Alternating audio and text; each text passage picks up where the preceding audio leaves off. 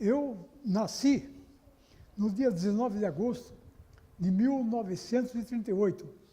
Meu pai era ferroviário, chamava-se Vicente de Campos. Minha mãe, Leonilda Dias de Campos. A cidade é Itararé. Eu vim para Itapetininga nos meus 2 anos de idade. Nessa cidade eu concluí o ensino fundamental, que na época era de 1ª a 4ª série. E como o papai não podia me custear o estudo, eu tive que fazer um curso da ferrovia, chamava-se Curso de Formação dos Transportes, CFT. Curso esse destinado à formação de telegrafista para preencher o quadro funcional da extinta Estrada de Ferro Sorocabana. O curso iniciou em 1953. Em 1955, eu me formei de telegrafista. Quanta alegria, quanta saudade. Em 1957, já era telegrafista, sendo demitido na Sorocabana em 18 de julho de 1957, trabalhando na estação de Itapetininga. Em 1958, fui removido para Juriti. Depois de 10 anos de serviço, prestei concurso para despachador do movimento, ou seja, controlador de trens. Fui aprovado. Daí fui removido para Barra Funda, onde exerci o cargo até 84, quando vim aposentar.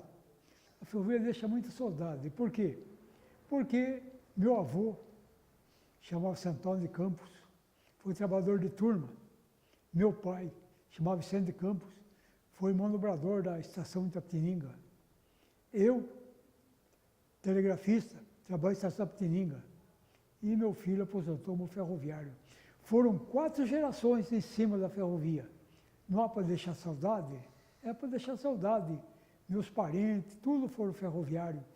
Aí tem um tio que foi ferroviário, todos foram ferroviários. E nós amávamos a ferrovia. Muitas vezes trabalhava mais por amor do que o próprio dinheiro que recebia. Chegou então em 1984, deu os 30 anos de serviço. Então, aposentei, porque se eu estivesse continuando a trabalhar, eu estava trabalhando de graça, porque tanto fazia, eu trabalhar como trabalhar, eu ia receber. Então, achei melhor aposentar. Mas quando eu aposentei, fiquei igual barata numa casa encerada, sem parar, não tinha o que fazer. Então, fui até a biblioteca, li o jornal Velhos Antigos, de 1930, 28, para preencher o tempo. Daí, então, resolvi fazer a faculdade. Daí eu fiz faculdade de Ciências Contábeis, fiz Direito, Ciências Físicas, Matemática, História e Pedagogia. Já em 88, eu voltei como professor, lecionando História e Matemática. E assim eu trabalhei por 20 anos, mas deu 20 anos, eles não deixaram trabalhar mais, porque deu 70 anos, aposentaram, entrei na compulsória. Daí eu fiquei sem fazer nada, mas como já escrevia para o jornal, para o Folha de Itapetininga, e o pessoal gostava das minhas crônicas, né? Então continuei escrevendo. E até hoje eu escrevo, já faz 20 anos que eu escrevo para a Folha de Itapetininga. E graças ao jornal, consegui escrever 3 livros. Hoje estou terminando o 4º. O primeiro livro é História que a História não contou. Escrevi com o Manuel Silvério. O segundo também com o Manuel Silvério. Contos que nos contam. O terceiro com o Tenente Biagione, Heróis Feitos em Itapetininga. E hoje terminei o 4º livro, que já está na gráfica para ser impresso. O título do 4º livro chama-se Itapetininga e Sorocabana em Lembrança de Outrora, onde fala de Itapetininga, dos ferroviários e dos personagens que agradeceram a nossa cidade. Esse é o meu passatempo. E levo todo momento, eu preencho o tempo entrevistando pessoas em Luz, Itapetininga, lembrando da cidade, fazendo visita ao tiro de guerra, às escolas, fazendo palestra. Eu e meu amigo Jorge Teodoro Mendes, nós estamos sempre nativos nas escolas. Itapetininga é uma cidade menos pouco habitantes que agora. O bonito naquele tempo não tinha tanto carro que hoje tem. Mais locomovia de carroça, cavalos e bicicleta. Eram poucos veículos que existiam. Dificilmente acontecia um acidente. Quando acontecia um acidente, era uma novidade, o pessoal ficava admirado, apavorado com o acidente que acontecia em Itapetininga, né? Isso é que nesse tempo, né? Nesse tempo ainda existia 4 cinemas, que era o Cine Aparecida, que hoje demoliram, tinha o Cine Holanda, que ficava na rua Monsenhor Soares, também demoliram, o Cine de São José, que ficava onde hoje é a Caixa, o Banco do Brasil, e o São Pedro, que hoje é a Cibelar, na rua Campos Sales. Então, o divertimento naquela época era somente cinema, quando vinha circo, era circo, e parque. Isso que existia em Itapetininga. O pessoal, geralmente, os moços, moças, iam na estação Sorocabana. Por quê? Porque lá eles faziam aqui um ar de lazer. Encontros de namorados, muitos romances de amores que muito terminavam em casamento. Essa é a nossa Itapetininga. Em 1968, eu fui obrigado a trabalhar na Barra Funda. E como o serviço da Barra Funda, eu trabalhava bastante e ganhava pouco, não dava para mim se manter. E houve, então, uma época que oferecia para quem quisesse trabalhar na secretaria, podia trabalhar. Então, eu optei para trabalhar na Escola Ernesta Rabelo Orsi. Então, eu trabalhei de 73, que eu vim para Itapetininga, até 79, no Ernesto. Daí eu vi faltava época, pouco aposentar, convidaram para voltar na ferrovia. Daí eu voltei na Barra Funda, novamente, no mesmo lugar. Trabalhei de 79 a 84 na Barra Funda.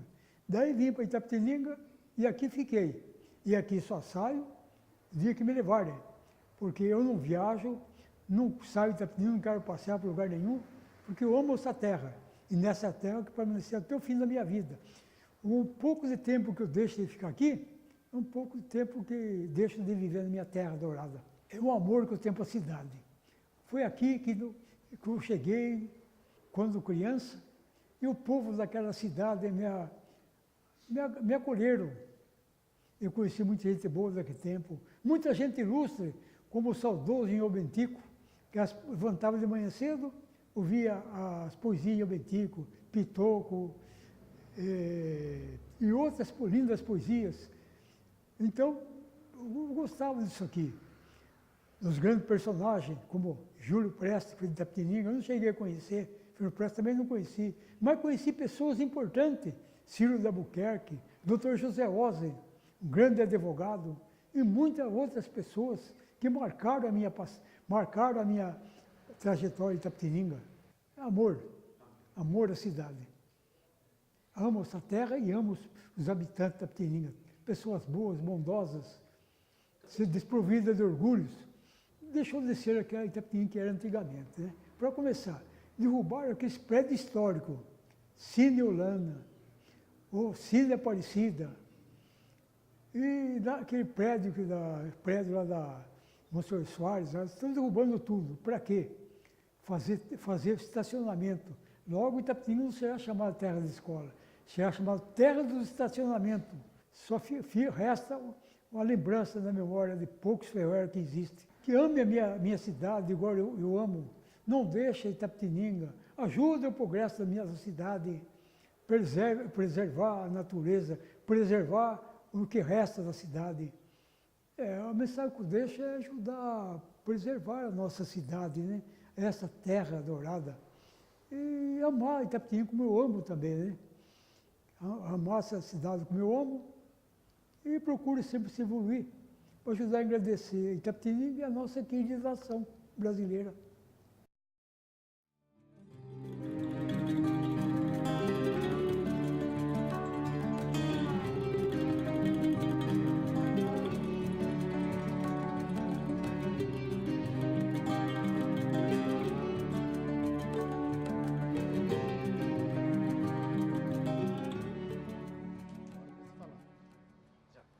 Bom, Meu nome é Carlos Eduardo dos Santos, eu sou um dos fundadores do Museu Ferroviário Itapetininga, fundado em 2006. Eu sou neto de ferroviário, sobrinho de ferroviário e usei muito o transporte ferroviário na década de 60, 70. E a origem do museu é que eu fui convidado pela antiga diretoria. Eu tinha muitas peças ferroviárias, aí nós agregamos e fundamos o museu aqui no clube. A importância é muito elevada porque são peças que nós não encontramos mais. Então vem muitas pessoas fazer trabalhos escolares, de turismo, envolve muita cultura. E como são peças difíceis, e temos várias peças aqui que foi cedido pela Associação Brasileira de Preservação Ferroviária também, né? E na junção dessas peças fica um museu bem montado e estamos aguardando outras peças também. Se for uma peça grande, seria essa locomotiva que nós estamos aqui, que é uma locomotiva fabricada no ano de 1912, 1913, fabricada nos Estados Unidos e que chegou ao Brasil em navio, né? Então é uma locomotiva muito especial essa daqui. E ela eleva o número 7 porque naquela época, quando fazia essas locomotivas, quando eles concluíam a produção dela, quando ela saía da linha de produção, ela levava um número. E essa aqui leva o número 7, então ela é a 7ª locomotiva fabricada em 1912 e 1913, segundo nossas pesquisas. Esse 7 é como o nosso CPF, o nosso RG. Ela pesa aproximadamente 80 toneladas com o tender e é uma máquina muito rara. Não, ela funcionou mais aqui nessa região aqui, quando eu era criança, bem criança ainda, no tempo que tinha um maquinista, foguista, né? Porque para operar essa máquina, basicamente 2 pessoas operam. Então tem uma pessoa que abastece a fornalha aqui, né? Abastece a fornalha, aí a queima da lenha, né? Gera o movimento de calor, a caloria e energia suficiente para a caldeira, né? Então 2 pessoas operam ela. Tem os manômetros que foram furtados, que esse é um dos motivos que nós trouxemos a máquina aqui. Ela estava lá no centro, próxima à estação, né? A nossa estação, que foi fundada em 1895, no final do século XIX. E aí, como estavam furtando muitas peças, nós trouxemos aqui para tentar preservar o que sobrou. Mas ela é totalmente recuperável, né? Manômetros, caldeira você pode recuperar, totalmente recuperável e pode até fazer funcionar, se achar viabilidade, né? Como você pode transformar ela numa diesel, numa elétrica, mas a origem dela é a máquina a vapor mesmo. Nós temos o aparelho de staff, que é um aparelho fabricado na Inglaterra, em Londres, em Liverpool. O nosso staff é de Liverpool. É um aparelho que o maquinista, quando chegava numa estação, ele pegava o staff para ter uma liberdade de tráfego até a próxima estação. É um aparelho de segurança para evitar que o trem bata com um outro trem de uma estação, né, entre A e B, né? Então é um aparelho de segurança, é um aparelho muito importante, muito bacana e é usado até hoje na África. Também temos seletivo, telégrafo, importantíssimo, né? O telégrafo foi muito importante na época, nos primórdios da comunicação, né? Como o rádio na época de Marconi. Então é um aparelho muito importante, temos muitas peças muito importantes para nós. Temos um telefone aqui, fabricado nos Estados Unidos, que funciona também perfeitamente. A relação minha com Itapetininga, na verdade, eu nasci na Polengue, onde fabrica o queijinho polenguinho. É aqui próximo, tá? A 45 quilômetros mais ou menos. E como eu nasci naquela época, era parto, então eu não fui feliz o parto e me trouxeram até aqui e registraram em Itapetininga. Então eu passei a ser itapetiningano, lógico, né? Então foi isso daí. E daí a minha infância, eu fiquei um pouco lá nessa Polengue e depois eu vim servir o tiro de guerra em Itapetininga. E aí eu já fiquei aqui na cidade. Depois eu saí, né? Fui embora para São Paulo, Rio Grande do Sul, eu viajei. Mas a minha infância, assim, basicamente foi a Polengue e aqui em Itapetininga. E é onde eu agreguei essas peças, né, ferroviárias. E, inclusive daí depois, algum tempo atrás, eu tinha as peças, daí o pessoal, meus amigos fizeram um bondinho, né, coloquei uma exposição no centro da cidade. Talvez ele volte lá. Ele está comigo recuperando. Pode ser que nós levamos ele no centro da cidade para um evento e também temos o desejo de trazer ele aqui, agregar ele no próprio museu. Nós tínhamos peças raras aqui em Itapetininga, no galpão, aqui onde era a antiga CEAGESP, onde foi oficina de trem, que simplesmente tocaram fogo em peças assim, daquelas peças de madeiras do tempo do faroeste americano ainda. Nós tínhamos muita peça aí e foi tocado fogo. Tem uma campainha aqui que eu consegui resgatar.